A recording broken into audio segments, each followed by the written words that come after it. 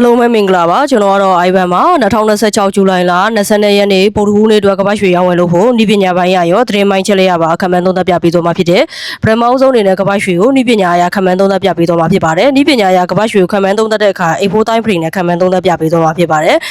A4 time frame ဆိုတာဘယ်လိုမျိုးလဲဆိုလို့ရှိရင်ကျွန်တော်ပြောနေကြအတိုင်းပဲဒီကန်တဲ့တုံးတွေရဲ့အကြာချင်းတွေဟာ4နာရီကြာတာဖြစ်ပါတယ်4နာရီကြာတာဖြစ်တဲ့အတွက် time frame ကို A4 time frame လို့ပြောရခြင်းဖြစ်တယ်အကယ်လို့ဒါ H1 time frame နဲ့ဒါကြည့်တယ်ဆိုလို့ရှိရင်တော့ဒီကန်တဲ့တုံးတွေရဲ့ကြာချင်းတွေဟာတနာရီပဲကြာမှာဖြစ်တယ်ဒီလိုမျိုးတွေကွဲပြားတာတွေရှိတယ် time frame တွေကတော့အများကြီးရှိတယ်အထက်ကမှကိုကျွမ်းကျင်တဲ့ကိုအားတာတဲ့ time frame တွေကိုရွေးချယ်ပြီးသုံးသပ်ပြီးအယောင်းဝယ်လုပ်ကြတာတွေရှိတယ်ကျွန်တော်ကတော့ဒါ A4 time frame နဲ့ခံမှန်းသုံးသပ်ပြပေးသွားမှာဖြစ်တယ်လက်ရှိကပတ်ရွှေပေါက်ဈေးဟာတအောင်စကို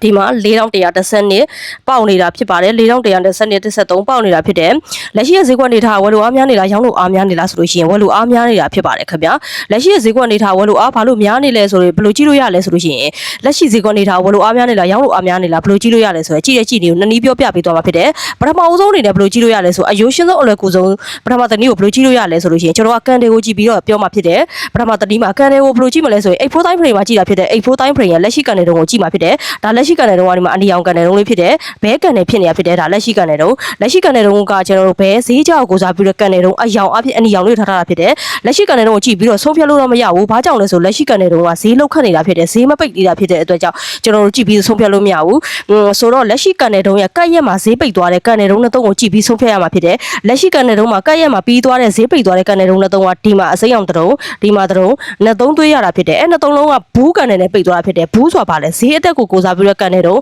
အယောင်အဖြစ်အစိမ်းအောင်နေထားတာဖြစ်တယ်ဆိုတော့ကျွန်တော်တို့အဲ့ဒီကန်တွေတုံးနှစ်သုံးလုံးကိုကြည့်တဲ့အခါမှာဘူးကန်တွေဈေးအတက်အားကောင်းနဲ့ပိတ်ထားတဲ့ကန်တွေအမျိုးအစားကိုတွေ့ရတာဖြစ်တယ်ဘာကြောင့်လဲဆိုလို့ရှိရင်ပထမတုံးမှာဆိုလဲဈေးက body ကြီးတဲ့ကိုဈေးကပိတ်သွားတာဖြစ်တယ်ဒီမှာတော့ကလည်းနောက်ထပ်သုံးမှာလဲဒီမှာဈေးအတက်သုံးနဲ့ပဲပိတ်သွားတာဖြစ်တယ်ဒါဆိုတော့ဈေးကွက်ထဲမှာကျွန်တော်တို့လက်ရှိဈေးအနေထားဝယ်လို့အားရှိတယ်ဝယ်လို့အားရှိနေတယ်ဝယ်လို့အားများနေတယ်ဆိုတဲ့အတိတ်ပဲကိုကျွန်တော်တို့ဒီကန်တွေကိုကြည့်ပြီးတော့ကျွန်တော်တို့ဒါဆုံးဖြတ်လို့ရပါတယ်ခင်ဗျာဒါကကန်တွေကိုကြည့်ပြီးတော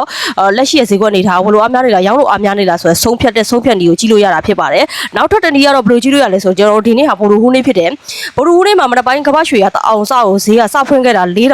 4089မှာဈေးစဖွင့်ခဲ့တာဖြစ်တယ်လက်ရှိချိန်ထိအမြင့်ဆုံးတက်ခဲ့ပြီးတဲ့ဈေးဟာကျွန်တော်တို့4141ထိဈေးတက်ခဲ့ပြီးပါပြီလက်ရှိချိန်ထိအနှိမ့်ဆုံးကျခဲ့ပြီးတဲ့ဈေးဟာ4086ထိဈေးကျခဲ့ပြီးပါပြီခင်ဗျာဒါဆိုတော့လက်ရှိချိန်ထိအမြင့်ဆုံးတက်ခတ်ပြီးတဲ့ဈေးကိုကျွန်တော်တို့ West System လို့ယူလို့ရပါတယ်လက်ရှိချိန်ထိအမြင့်ဆုံးတက်ခတ်ပြီးတဲ့ဈေးကို West System လို့ယူလို့ရတယ်လက်ရှိချိန်ထိအနှိမ့်ဆုံးကျခဲ့ပြီးတဲ့ဈေးကို support လို့ယူလို့ရတယ်ဒါက West System တွေ support တွေကိုကျွန်တော်တို့အလွယ်ကူဆုံးအယူရှင်းဆုံးဆွဲနည်းယူနည်းကိုကျွန်တော်ပြောပြပေးသွားတာဖြစ်တယ်ဒါ West System support ဘယ်လိုဆွဲလို့ရတယ်ဆိုတော့မိနဲ့မိတ်ဆွေတွေအတွက်ကို West System support အလွယ်ကူဆုံးအယိုးရှင်းဆုံးဆွဲတဲ့ဆွဲနည်းကိုကျွန်တော်ပြောပြပေးသွားတာဖြစ်တယ်ကျွန်တော်တို့လက်ရှိဈေးအနေထားကိုကျွန်တော်တို့နောက်ထပ်တနည်းအနေနဲ့ဘယ်လိုကြည့်လို့ရလဲဆိုရင်မနက်ပိုင်းဈေးစဖွင့်ခဲ့တာတအောင်စား4089မှာဈေးစဖွင့်ခဲ့တာဖြစ်တယ်ကျွန်တော်တို့အခုလက်ရှိ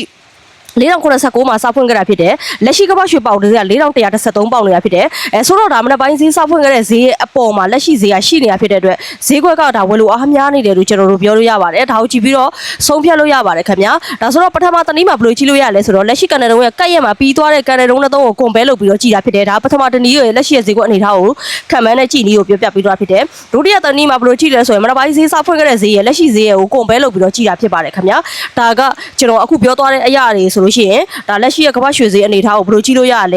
ဲပြီးတော့ resistance support ကိုအလွယ်ကူဆုံးဘယ်လိုဆွဲလို့ရလဲဆိုတော့ဆွဲနည်းတွေကြည့်နည်းတွေကိုတစ်ခါတည်းဒီမှာပြောပြသွားတာဖြစ်တယ်ဒါကမ္ဘာရွှေထွေးနေတဲ့မိတ်ဆွေတွေအသက်ဆိုလို့ရှိရင်အကျိုးကျေးဇူးတွေအများကြီးရှိပါတယ်ဒါလေးကိုသိထားတဲ့ဆိုတော့ပို့ပြီးတော့အဆင်ပြေပါတယ်ခင်ဗျာဟုတ်ကဲ့ပါဒါဆိုတော့ဒီအကြောင်းအရာလေးတွေကိုသိထားပြီးပြီဆိုလို့ရှိရင်ဒီနေ့တရက်တာဗိုလ်တူဟူးနေနဲ့သတိထားမဲ့ဈေးတန်းတွေဝယ်တင်ရောင်းတဲ့ဈေးတန်းတွေကိုတစ်ခါတည်းပြောပြမှာဖြစ်တဲ့အတွက်ဆက်လက်ကြည့်သွားပေးဖို့လိုအပ်ပါတယ်ခင်ဗျာဒါသတိထားမဲ့ဈေးတန်းတွေဒီဝယ်တင်ရောင်းတဲ့ဈေးတန်းတွေကိုဒါသိထားတယ်ဆိုလို့ရှိရင်မိတ်ဆွေရတာကပတ်ရွှေထွေးနေတဲ့မိတ်ဆွေဆိုလို့ရှိရင်ရောင်းမဝယ်မှာမဖြစ်ပါဘူးဆုံးရှုံးမှုရခိုင်တော့နည်းစေမှာဖြစ်ပါတယ်ဘာကြောင့်လဲဆိုလို့ရှိရင်ဒီထားမဲ့ဈေးတန်းတွေဝယ်တင်ရောင်းတဲ့ဈေးတန်းတွေကိုသိထားတာဖြစ်တဲ့အတွက်ကြောင့်ကျွန်တော်တို့ဒီဈေးတန်းတွေကိုဘာလို့တင်တယ်လဲဆိုဆုံးဖြတ်ချက်တွေကိုခိုင်ခိုင်မာမာချနိုင်မှာဖြစ်တဲ့အတွက်ကြောင့်ဒါရောင်းမဝယ်မှာမဖြစ်ပါဘူးဆုံးရှုံးမှုရခိုင်တော့နည်းစေမှာဖြစ်ပါတယ်ဒါကြောင့်လဲကျွန်တော်ကဒီကပတ်ရွှေထွေးနေတဲ့မိတ်ဆွေတွေအတွက်ကိုယူရပြီးတော့ကျွန်တော်ဒီ daily analysis တနေ့တာ30ချက်ဗီဒီယိုတွေကိုသင်ပေးလေးရှိတယ်။ဘာကြောင့်လဲဆိုလို့ရှိရင်ကျွန်တော်ကရောင်းမဝယ်မှာမဖြစ်စေချင်ဘူး။ရှုံးမှုရခိုင်နှုန်းတွေကိုနည်းအောင်လို့နည်းတက်နည်းအောင်လို့ကျွန်တော်ကဒီမှာကပတ်ရွှေထွေးနေတဲ့မိတ်ဆွေတွေအတွက်ကိုပြပေးသွားတာဖြစ်တယ်။ ဒါတွေကိုဆက်လက်ပြီးတော့ကျွန်တော်ပြောသွားမယ့်အကြောင်းအရာတွေကတရက်တာရဲ့သတိထားရမယ့်ဈေးတန်းတွေဝယ်တင်ရောင်းတင်တဲ့ဈေးတန်းတွေကိုတစ်ခါတည်းပြောပေးမှာဖြစ်တယ်ဒါဆိုတော့အဲ့ဒီအကြောင်းအရာလေးတွေကိုမပြောခင်ကျွန်တော်ရဲ့စာပေအကြောင်းလေးကိုခဏပြောခွင့်ပြုပါကျွန်တော်ရှိမှာဘယ်လိုစာပေတွေရနိုင်တယ်လဲဆိုလို့ရှိရင်မိတ်ဆွေကထွေတီအကောင့်ဖွင့်ခြင်းနဲ့စိတ်ချယုံကြည်ရတဲ့ broker နဲ့ချိတ်ဆက်ပြီးတော့လည်းထွေအကောင့်ကဖွင့်ခြင်းနဲ့ဆိုလို့ရှိရင်တော့ကျွန်တော်ရှိမှာလာရောက်ပြီးဖွင့်လို့ရတယ်ကျွန်တော်ကစိတ်ချယုံကြည်ရတဲ့ထွေတီဒီ broker နဲ့ချိတ်ဆက်ထားတာဖြစ်တဲ့အတွက်ချိတ်ဆက်ပြီးတော့ထွေတီအကောင့်တွေဖွင့်ပေးနေတာဖြစ်တဲ့အတွက်ကြောင့်အသေးစိတ်ကိုသိချင်ရင်တော့ကျွန်တော်ရဲ့ Telegram နဲ့ Viber မှာလာရောက်ဆက်တဲ့ဆွေးနွေးနိုင်ပါတယ်ခင်ဗျာဒါကကျွန်တော်ကထွေတီအကောင့်တွေဖွင့်ပေးတဲ့ service ကိုပေးနေတာဖြစ်တယ်။ Trading account ဖွင့်ပေးတဲ့ service ပေးထားတာဆိုပေမဲ့ free ဖွင့်ပေးတာဖြစ်တယ်။အခမဲ့ဖွင့်ပေးတာမျိုးတွေရှိတယ်။ဘလောက်ကနေအမောက်ကနေအနည်းဆုံးစောက်ဖွင့်လို့ရတယ်ဆိုရင်ဒေါ်လာ90နေစပြီးတော့အနည်းဆုံးစောက်ဖွင့်လို့ရတယ်။ဒေါ်လာ30ကနေလည်းစပြီးတော့ဖွင့်လို့ရတယ်။ဒါပေမဲ့အသေးစိတ်ကိုတော့ Telegram နဲ့ Viber မှာလာရောက်ဆက်သွယ်ဆွေးနွေးနိုင်ပါတယ်ခင်ဗျာ။ပြီးတော့ကျွန်တော်တို့ရှိမှာ Trading account ဖွင့်ထားလို့ trade နေစဉ်ကာလမှာ error တွေတက်ခဲ့တာ error မျိုးတက်ခဲ့တယ်ဆိုလို့ရှိရင်error တွေကိုလည်းဖြေရှင်းပေးပါတယ်ကျွန်တော်ရုံးနဲ့ဓာတ်ရိုက်ချိတ်ဆက်ထားတာဖြစ်တဲ့အတွက်ကြောင့်error မျိုးတွေကိုဖြေရှင်းပေးတာမျိုးတွေရှိပါတယ်ခင်ဗျာ။နောက်ထပ်တစ်ခုကတော့ကျွန်တော်ရဲ့အကြံပေးသုံးသက်ချက်တွေကိုဓာတ်ရိုက်ရရှိနိုင်ပါတယ်ခင်ဗျာပြီးတော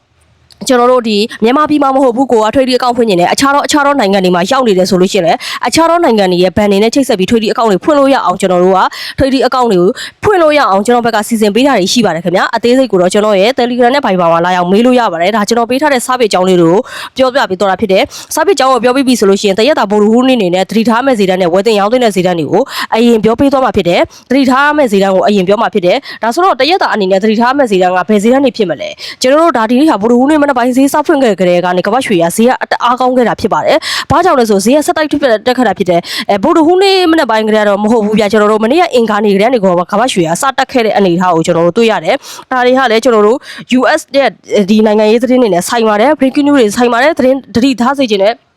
US စီးပွားရေးသတင်းတွေကြောင့်ဈေးတွေတက်ရခြင်းအကြောင်းရင်းတော့မဟုတ်ဘူးနိုင်ငံရေးသတင်းတွေသူတို့ US မှာထွက်နေတဲ့သတင်းအမျိုးသတင်းတွေနဲ့ဒီရဟာတွေကြောင့်မို့ကြောင့်နိုင်ငံရေးသတင်းတွေကြောင့်ကျွန်တော်တို့ကမ္ဘာရွှေရတာအလောက်ခက်ကျန်းနေတာမျိုးတွေဖြစ်နေရဖြစ်တယ်ဈေးတက်နေရတဲ့အကြောင်းရင်းကိုပြောရခြင်းဖြစ်ပါတယ်ဒါဆိုတော့ကျွန်တော်တို့တတိထားမဲ့ဈေးတန်းတရက်တာဘို့ဒူးနေနေတဲ့တတိထားမဲ့ဈေးတန်းဘယ်ဈေးတန်းဖြစ်မလဲဆိုလို့ရှိရင်လက်ရှိအချိန်ထိအမြင့်ဆုံးတက်ထားပြီးတဲ့ဈေးတန်းဘယ်လောက်လဲ4141ဈေးတန်းပဲဖြစ်တယ်4141ဈေးတန်းဟာကျွန်တော်တို့ဒါ resistance ဈေးတန်းပဲဖြစ်တယ် resistance ကိုဘယ်လိုယူလို့ရလဲဆိုရင်လက်ရှိအချိန်ထိအမြင့်ဆုံးတက်ခဲ့ပြီးဈေးကို resistance လို့ယူလို့ရတယ်ဒါ resistance လို့ခေါ်တယ် resistance ဆိုတာဘာလဲဈေးတက်ဖို့ခက်ခဲတဲ့ဈေးတန်း resistance လို့ခေါ်တာဖြစ်တယ်4141ကိုဒါဒီ resistance ဈေးတန်းကိုဒါဖောက်တက်သွားနိုင်ခဲ့တော့ဈေးကအတက်အားကောင်းနိုင်တယ်ဘယ်လောက်ထိအတက်လာနိုင်တယ်လဲဆိုလို့ရှိရင်တော့ကျွန်တော်တို့ဒီ4165လောက်ထိလာနိုင်တယ်4165လောက်ဒါဖောက်တက်သွားနိုင်ခဲ့ရင်တော့4185လောက်ထိကိုလာနိုင်ပါတယ်ဒီမှာဒီဝင်းကျင်ဒီ resistance တွေထိလာနိုင်တယ်ဒီက4165လောက်ဒါဖောက်တက်ခဲ့ရင်တော့4185 90ဈေးတန်းတွေကိုပြန်မြင်ရနိုင်မှာဖြစ်တယ်အကယ်လို့ဒ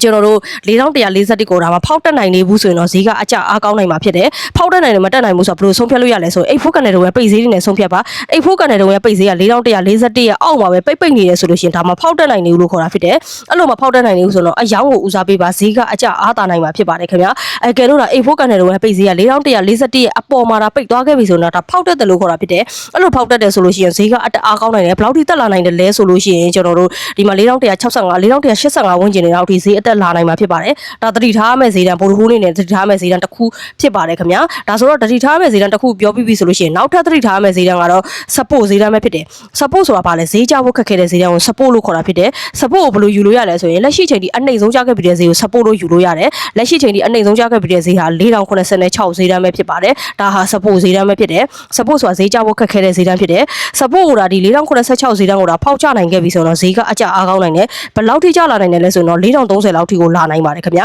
4030ကိုဒါဖောက်ချနိုင်ခဲ့ရင်တော့4000လောက်ထိကိုဈေးကအကျအားကောင်းနိုင်မှာဖြစ်ပါတယ်ဒါကဒီ support ဈေးတန်းကိုဖောက်ချခဲ့ရင်တော့ဒီဈေးတန်းတွေကိုမြင်ရနိုင်မယ်ဆိုတဲ့အဓိပ္ပာယ်ကိုကျွန်တော်တို့ပြောရခြင်းဖြစ်တယ်ဒါကလည်းကျွန်တော်က resistance တွေ support တွေကိုအခြေခံပြီးတော့ဒီ resistance တွေ support တွေဒီ candle တွေကိုကျွန်တော်ကအခြေခံပြီးအယိုးရှင်းဆုံးခတ်မှန်းပြီးတော့သုံးသပ်ပြီးအကြံပေးလေးရှိတာဖြစ်တယ်ဒါကြောင့်မိတ်ဆွေတို့ယူဆချက်တွေကိုတခါတည်းဒီပါပဲပြောပေးသွားတာဖြစ်ပါတယ်ခင်ဗျာဒါကကျွန်တော်တို့ဒီ resistance နဲ့ support တွေကိုဒီ trend တွေကို candle တွေကိုအခြေခံပြီးတော့ကျွန်တော်အယိုးရှင်းဆုံးခန့်မှန်းသုံးသပ်ပြပေးတာကိုပြောပြပေးသွားတာဖြစ်တယ်။ဒါသတိထားမယ့်ဈေးတန်းနှစ်ခုဖြစ်တယ် resistance နဲ့ support နဲ့ကျွန်တော်ကအခြေခံပြောသွားပေးတာဖြစ်တယ်။ဒါကကျွန်တော်သတိထားမယ့်ဈေးတန်းတွေကိုဒါမိတ်ဆွေကပိုင်နိုင်နဲ့တည်ထားတယ်။နားလည်လိုက်တယ်ဆိုလို့ရှိရင်တော့ဒါမိတ်ဆွေအတွက်ပိုအဆင်ပြေပါတယ်။ရောင်းမဝယ်မတွေမဖြစ်အောင်လို့ကာကွယ်လို့ရမှာဖြစ်ပါတယ်။အကယ်လို့ဒါမိတ်ဆွေကမရှင်းလိုက်ဘူးရှေ့ပိုင်းမှာပြောသွားတာတွေလည်းမရှင်းဘူးဆိုလို့ရှိရင်ကျွန်တော်ကို Telegram နဲ့ Viber မှာလာရောက်ပြီးတော့မေးလို့ရပါတယ်။အမှန်ပဲမေးလို့ရပါတယ်။ဒါသတိထားမယ့်ဈေးတန်းတစ်ခုကိုကျွန်တော်ပြောပြီးပြီဆိုလို့ရှိရင်တရက်တာဘို့ ဟူးနေနဲ့ဘယ်မှာဝယ်တင်လဲဘယ်မှာရောင်းတင်လဲဆိုတဲ့ဈေးတန်းတွေကတခါတည်းပြောပေးမှာဖြစ်တဲ့အတွက်ဆက်လက်ကြည့်သွားပေးဖို့လိုအပ်ပါတယ်ခင်ဗျာဒါဆိုတော့ကျွန်တော်ဝယ်တင်ရောင်းတင်တဲ့ဈေးတန်းကိုတရက်တာအနေနဲ့ပြောပေးသွားအောင်မှာဖြစ်ပါတယ်ဒါဆိုတော့ဆက်လက်ကြည့်သွားလိုက်ရအောင်အဝယ်ကိုအရင်ပြောပေးမှာဖြစ်တဲ့ဝယ်လက်ရှိဈေးမှာဝယ်သင့်ပြီလားလက်ရှိမှာဝယ်သင့်ပြီလားဆိုလို့ရှိရင်လက်ရှိကကျွန်တော်တို့ဈေးကနေတော့နည်းနည်းလေးပြန်ကျနေတဲ့အနေအထားကိုတွေ့နေရတာဖြစ်တယ်ဒါဆိုတော့ကျွန်တော်တို့ဝယ်သင့်တယ်လားဆိုတော့လက်ရှိဈေးအနေအထားတော့စောင့်ကြည့်တာအကောင်းဆုံးဖြစ်ပါတယ်ဈေးကနည်းနည်းလေးပြန်ကျတော့မှလားပြီးတော့အကျဘက်ကိုပြန်သွားတော့မှလားဝယ်လို့အားကတကယ်ရောရှိသေးလားဆိုတဲ့ဟာကိုတစ်ချက်စောင့်ကြည့်ရမယ့်အနေအထားဖြစ်တာဖြစ်တဲ့အတွက်ကြောင့်လက်ရှိဈေးတန်းမှာအဝယ်မဝယ်မဲနဲ့စောင့်ကြည့်စေချင်ပါတယ်တကယ်လို့ဒါဝယ်ခြင်းတယ်ဆိုလို့ရှိရင်တော့ကျွန်တော်တို့ဒီ4100ဝန်းကျင်သားလေးမှာဝယ်တာအကောင်းဆုံးဖြစ်ပါတယ်ခင်ဗျာ4100ဒီ4108နားလေးမှာလည်းဝယ်တင်တယ်အကယ်လို့ဒါ4108နားမှာအဝယ်မကြိုက်ဘူးဆိုရင်တော့ဒီ4098ဒေနားလေးမှာဝယ်ပါခင်ဗျာဘာကြောင့်လဲဆိုဒီမှာ support ရှိတယ်ဒီမှာ support ရှိတယ်ဒီနားလေးမှာအကြခဏရက်နိုင်တယ်ဒါကြောင့်ကျွန်တော်တို့က4098မှာဝယ်လို့ရတယ်လို့ကျွန်တော်ပြောရခြင်းဖြစ်တယ်4108ဆိုတဲ့ဟာလည်းကျွန်တော်တို့ support တစ်ခုရှိတာဖြစ်တယ်ဒါကြောင့်ကျွန်တော်တို့ကအဲ့နားလေးမှာဝယ်ဖို့ကျွန်တော်တို့တိုက်တွန်းရခြင်းဖြစ်တယ်ဘာကြောင့်ဝယ်တယ်လဲဆိုတဲ့ဟာကိုတခါလေးပြောပြသွားတာဖြစ်တယ် support ရှိတာဖြစ်တဲ့အတွက်ကြောင့်ဝယ်ရခြင်းဖြစ်တယ် support ဆိုတာဘာလဲဈေးကြဖို့ခက်ခဲတဲ့ဈေးတန်းဖြစ်တယ်အဲ့နားမှာအကြရောက်သွားပြီးတော့ဈေးနှန်းကအဲ့နားရောက်ပြီဆိုလို့ရှိရင်အကြခဏရက်ပြီးတော့အတက်ကိုပြန်လာနိုင်တာဖြစ်တဲ့အတွက်ကြောင့်ကျွန်တော်တို့ဝယ်ရခြင်းဖြစ်တယ် TB သိပ် profit အမြတ်ပိုင်းဈေးတန်းနဲ့ Essence Store လို့အရှုံးပိုင်းဈေးတန်းကိုဘယ်နားမှာထားရမလဲဆိုလို့ရှိရင်4108မှာဝယ်ထားတဲ့မိတ်ဆွေတွေဆိုတော့ဘယ်နားလေးမှာအမြတ်ပိုင်းတင်တယ်လဲဆိုလို့ရှိရင်တော့4115 20ဝန်းကျင်တွေမှာအမြတ်ပိုင်းမှာခင်ဗျာ4115ရဲ့4120တွေမှာအမြတ်ပိုင်းမှာခင်ဗျာ4098မှာဝယ်ထားတဲ့မိတ်ဆွေတွေဆိုလို့ရှိရင်ကြလာလို့ဝယ်ခဲ့တဲ့မိတ်ဆွေတွေဆိုလို့ရှိရင်တော့4110 4115လောက်ထိကိုအမြတ်ယူလို့ရပါတယ်ခင်ဗျာဒါကအမြတ်ပိုင်းဈေးတန်းတွေကိုဘယ်နားမှာယူတင်တယ်လဲဘယ်နားမှာဆေးဖြစ်တယ်လဲဆိုတော့ဆေးဖြစ်တဲ့ဈေးတန်းတွေကိုကျွန်တော်တို့ပြောပြသွားတာဖြစ်တယ်ဒီဝင်းကျင်တွေမှာအမြတ်ပိုင်းတော့ပို့ပြီးတော့သေးကြပါတယ်တိကျပါတယ်ဒီထက်လည်းပိုယူလို့ရတယ်လျှော့ပြီးတော့လည်းယူလို့ရတယ်ဒါပေမဲ့ဒီထက်ပိုယူလဲဆိုရင်တော့ risk အရမ်းများနိုင်တယ်ဒါလေးကိုတစ်ချက်သတိထားပါကိုရဲ့လောဘကိုတက်ပြီးတော့ဒီနားလောက်ပဲအမြတ်ပိုင်းတာပို့ပြီးတော့အဆင်ပြေပါတယ်ခင်ဗျာသေးကြတဲ့အမြတ်ကိုယူတာပို့ပြီးကောင်းပါတယ် Essence Store လို့အရှုံးပိုင်းဈေးတန်းကိုတော့ဒါမိတ်ဆွေကကိုကြိုက်တဲ့နေရာမှာကိုအရှုံးခံနိုင်တဲ့ပမာဏတွေကိုချိန်ထားပါဘယ်နားမှာထားရမလဲတော့ပြောပြသွားမှာဖြစ်တယ်4110ရဲ့4100အောက်မှာအဆန်ထားရင်တော့ပို့ပြီးတော့အဆင်ပြေပါတယ်ဒါကအဝယ်အတွက် TP နဲ့အဆန်ကိုကျွန်တော်ပြောပြသွားတာဖြစ်တယ်အဝယ်အတွက် TP နဲ့အဆန်ကိုပြောပြပြီးဆိုအယောင်းဆဲလာအတွက်ပြောပြမှာဖြစ်တယ်အယောင်းဆဲလာတော့လက်ရှိမှာရောင်းသိပြီလားလက်ရှိမှာရောင်းသိပြီလားဆိုရင်တော့4100အခုက39ဖြစ်နေတာဖြစ်တယ်ဒါဆိုတော့ရောင်းသိပြီလားဆိုတော့ပါပါလေးဒီ4120ဝန်းကျင်နေမှာပါပါလေးတော့ရောင်းစေခြင်းနဲ့ဘာဖြစ်လို့လဲဆိုတော့ဈေးကနည်းနည်းလေးပြန်ကျနိုင်နေတယ်15 10ဝန်းကျင်လောက်ထိပြန်ကျနိုင်နေတာဖြစ်တဲ့အတွက်ကြောင့်ကျွန်တော်တို့ရောင်းလို့ရတယ်4100တစ်ဆက်ဒီ4120ဝန်းကျင်နေ4125ဝန်းကျင်နေဟာပါပါလေးရောင်းလို့ရပါတယ်ခင်ဗျာ TP သိပ် profit အမြတ်ပိုင်းဈေးတန်းတွေ Essence Store လို့အရှုံးပိုင်းဈေးတန်းတွေတော့ဒါမိတ်ဆွေတို့ကိုကြိုက်တဲ့နေရာမှာကိုအရှုံးခံနိုင်တဲ့ပမာဏတွေကိုချိန်ပြီးတော့ထားပါဘယ်နားမှာထားရမလဲတော့ပြောပြသွားဖြစ်တယ်4120လက်ရှိ20 25 35ဒီဝန်းကျင်တွေမှာရောင်းထားတဲ့မိတ်ဆွေတွေဆိုတော့ဘယ်နားမှာအမြတ်ပိုင်းတင်တယ်လဲဆိုရင်တော့4110ဒီဝန်းကျင်တွေမှာအမြတ်ပိုင်းလို့ရတယ်ဒီထက်လည်းပို့ယူလို့ရတယ်ဒါပေမဲ့သိကြတဲ့ဈေးတန်းမှာအမြတ်ပိုင်းတာတော့ပို့ပြီးတော့ဆေးဖြစ်တယ်ပို့ပြီးသိကြတယ်ပို့ပိုင်ရတယ်ပေါ့ဒီလိုမျိုးတွေရှိတယ်သိကြတယ်ပေါ့ဒါဆို4115နားလေးမှာလည်းရောင်းထားတဲ့မိတ်ဆွေတွေလည်းဒီ4110ဝန်းကျင်တွေအထိအမြတ်ယူလို့ရပါတယ်ခင်ဗျာဒါကအယူသိတဲ့ဈေးတန်းတွေကိုပြောပြတော့ဖြစ်တယ် Essence Store လို့အရှုံးပိုင်းဈေးတန်းကိုဘယ်နားမှာထားရမလဲဆိုကိုအရှုံးခံနေတဲ့ပမာဏတွေတော့ချိန်တော့ထားပါဘယ်နားမှာထားရမလဲတော့ပြောပြတော့ဖြစ်တယ်4135ရဲ့အပေါ်မှာ Essence ထားရင်တော့ပို့ပြီးတော့အဆင်ပြေပါတယ်ခင်ဗျာဒါကကျွန်တော်တို့အယောင် sale order အတွက် TP နဲ့ Essence ကိုကျွန်တော်ပြောပြတော့ဖြစ်တယ်ငါကျွန်တော်တူတော့အမြင်သုံးသက်ထားတဲ့ဤပညာအရာသုံးသက်ချက်ဖြစ်တယ်ဤပညာအရာသုံးသက်ချက်ဖြစ်တာကြောင့်100ရာခိုင်နှုန်းပဲကံမှုတော့မရှိပါဘူးဒါကြောင့်မိတ်ဆွေရဲ့ထွေကောင်းတဲ့ loss site တွေပေါ်မှာမူတည်ပြီးတော့စနစ်တကျနဲ့အယောင်ဝယ်လို့ဖို့တော့အကြံပြုပါတယ်ခင်ဗျာဟုတ်ပြီဤပညာအရာသုံးသက်ပြီးပြီဆိုကျွန်တော်သတင်းမိုင်းချက်လေးရကိုသုံးသက်ပြီးသွားအောင်ပါဖြစ်တယ်ဒီပညာအရာကိုသုံးသပ်ပြီးပြီသတင်းမိုင်းချက်လေးရကိုသုံးသပ်မှာဖြစ်တဲ့အတွက်ကြောင့်သတင်းမိုင်းကိုတစ်ချက်လောက်သွားကြည့်ရအောင်ခင်ဗျာဒါဆိုတော့ဟုတ်ပြီဒါလေးကိုဖျောက်ပြီးတော့တစ်ချက်သွားကြည့်မယ်။သွားကြည့်လိုက်တဲ့အခါမှာကျွန်တော်တို့ဒါကကျွန်တော်တို့သတင်းတွေကြည့်ရမယ်နေရာဖြစ်တယ်။ဒီမှာဆိုရင်တော့တခုတော့ပြထားတယ်။ဒါပေမဲ့ဒါကမ္ဘာရွှေနဲ့ပတ်သက်ပြီးထွက်မဲ့သတင်းတော့မဟုတ်ဘူး USI လို့ရေးထားတာဖြစ်တယ်။ဒါကရေနံအတွက်သတင်းပဲဖြစ်တယ်။ညပိုင်းမှာသတင်းကထွက်ဖို့တော့ရှိတယ်။ဒါပေမဲ့ဒါ US ရဲ့နိုင်ငံစီးပွားရေးသတင်းတွေထွက်တဲ့နေရာဖြစ်တယ်။ US စီးပွားရေးသတင်းတော့ထွက်ဖို့တော့ရှိတယ်။ဒါပေမဲ့ကမ္ဘာရွှေအတွက်သတင်းတော့မဟုတ်ဘူး။ရေနံအတွက်သတင်းဖြစ်တယ်။ရေနံအတွက်သတင်းကတော့ဒါကကျွန်တော်တို့9နာရီကျွန်တော်တို့ဒါ10နာရီဟုတ်တယ်9နာရီလောက်မှာထွက်ရှိသွားမှာဖြစ်တယ်ရေနံအတွက်သတင်းကတော့ကမ္ဘာရွှေတွေပေါ်တော့တက်ရောက်မဲ့သတင်းအမျိုးအစားတော့မဟုတ်ဘူးဒါကကမ္ဘာရွှေအတွက်သတင်းတော့ထွက်ဖို့မရှိဘူးအကယ်လို့ဒါမိတ်ဆွေကကမ္ဘာရွှေနဲ့ပတ်သက်ပြီးဈေးနှုန်း update တွေသတင်း update တွေသိချင်တယ်ဆိုလို့ရှိရင်ကျွန်တော် Telegram free ကို free channel ကို join ထားပေးဖို့လိုအပ်တယ်မ join ရသေးဘူးဆိုကျွန်တော် YouTube channel comment အောက်မှာ link ချပေးထားပါတယ်အဲ့ link ကနေဝင် join လို့ရပါတယ်ခင်ဗျာ join မရဘူးဆိုရင်ကျွန်တော် Viber နဲ့လာရောက်ပြီးတော့မေးလို့ရပါတယ်ခင်ဗျာဒါသတင်းပိုင်းချက်လေးရတယ်ပြောပေးတော့တာဖြစ်တယ်နောက်ထပ်တစ်ခုကညပိုင်းမှာကပတ်ရွှေပေါ်တက်ရောက်လာနေတဲ့သတင်းမရှိဘူးဆိုပေမဲ့စနစ်တကျနဲ့အယောင်းကိုလှုပ်စေချင်ပါတယ်ဘာကြောင့်လဲဆိုရင်ရွက်ချိန်ဟာထွက်ပေါ်လို့အယမ်းများပါတယ်ထွက်တဲ့သူတွေအယမ်းများပါတယ်ဒါကြောင့်ကျွန်တော်တို့ကဈေးကွက်ကသတင်းမရှိဘဲနဲ့လည်းဈေးလောက်ခတ်လာတာမျိုးတွေရှိပါတယ်ဘာဖြစ်လို့ဆိုတော့အယောင်းဝယ်လုပ်တွေများလာဖြစ်တဲ့အတွက်ဈေးကွက်လောက်ခတ်လာနိုင်တယ်နောက်တစ်ခုကတော့ breaking news ပါ breaking news ဆိုတာဘယ်လိုမျိုးလဲဆိုလို့ရှိရင်ကပတ်ရွှေနဲ့ပတ်သက်ပြီးတော့ဒါက US နဲ့ဟာဒီဆိုင်တာဖြစ်တဲ့အတွက် US ရဲ့နိုင်ငံရေးသတင်းတွေကိုနားဆွင့်ထားဖို့လိုအပ်ပါတယ်ဒီရဲ့သတင်းတွေနဲ့ပတ်သက်ပြီးတော့ကပတ်ရွှေကလောက်ခတ်တာဖြစ်တဲ့အတွက်ကြောင့်ဈေးက US ရဲ့ Trump speed တွေတို့နိုင်ငံရေးသတင်းတွေတို့ဒါမျိုးတွေ US ရဲ့နိုင်ငံရေးသတင်းတွေတို့ဒါမျိုးတွေနားဆင်ထားမှလိုအပ်ပါတယ်။ဘာကြောင့်လဲဆိုတော့အဲ့ဒါတွေကသက်ဆိုင်တာဖြစ်တဲ့အတွက်ကမ္ဘာရွှေကိုလောက်ခတ်စေတာဖြစ်တယ်။ဟုတ်ပြီဒါသတင်းပိုင်းချက်လေးရတယ်ပြောပြပေးသွားတာဖြစ်တယ်။အကယ်လို့ဒါမိတ်ဆွေကသတင်းပိုင်းချက်လေးရတယ်မရှင်းလိုက်တာပဲဖြစ်စေရှေ့ပိုင်းမှာပြောသွားတဲ့ဤပညာအရာသုံးသက်ချက်တွေကိုမရှင်းတာပဲဖြစ်စေထွေးထီးကောင်းဖွင့်ချင်လို့ broker အကြောင်းကိုအသေးစိတ်မေးချင်တာပဲဖြစ်စေကျွန်တော်ရဲ့ Telegram နဲ့ Viber မှာလာရောက်ဆက်သွယ်ဆွေးနွေးနိုင်ပါတယ်ခင်ဗျာ။ဗီဒီယိုလေးကိုဆုံးထိကြည့်ပြီးတဲ့မိတ်ဆွေများအားလုံးလည်းကျေးဇူးအများကြီးတင်ရှိပါတယ်။